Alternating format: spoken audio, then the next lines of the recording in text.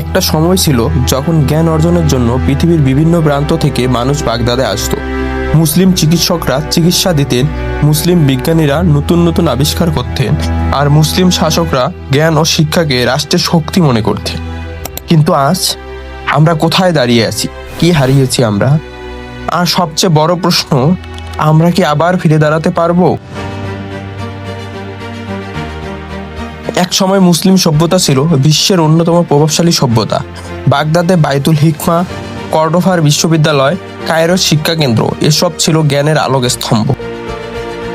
ইবনে সিনা চিকিৎসা বিজ্ঞানে, আল খাওয়ারিজমি গণিতে, ইবনে আল হাইসাম আলোক বিজ্ঞানে, ইবনে খালদুন ইতিহাস ও সমাজ বিজ্ঞানে এমন অবদান রেখেছেন যা আজও বিশ্বের বিশ্ববিদ্যালয়গুলোতে পড়ানো হয়। সেই সময় মুসলিম সমাজের শক্তি ছিল জ্ঞান, গবেষণা, ন্যায় বিচার এবং শিক্ষা। কিন্তু সময় বদলেছে। আজ মুসলিম সংখ্যাগরিষ্ঠ অনেক দেশে যুদ্ধ, রাজনৈতিক অস্থিরতা, দুর্বল শিক্ষা ব্যবস্থা, গবেষণায় কম বিনিয়োগ এবং অর্থনৈতিক নানা চ্যালেঞ্জের মুখোমুখি হয়ে দাঁড়িয়েছে। তাই বর্তমান ব্যবস্থা একরকম নয়।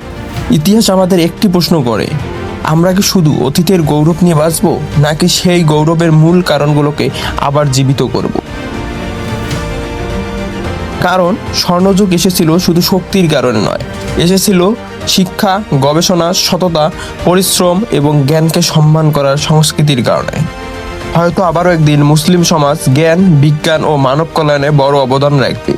কিন্তু সেই দিন আসবে তখনই যখন আমরা অভিযোগের চেয়ে শিক্ষা, বিভেদের চেয়ে ঐক্য আর অলসতার চেয়ে পরিশ্রমকে বেছে নেব। আল্লাহ তাআলা কোরআনে বলেন, নিশ্চয়ই আল্লাহ কোনো জাতির অবস্থার পরিবর্তন করেন না যতক্ষণ না তারা নিজেরা নিজেদের যা আছে তা পরিবর্তন করে।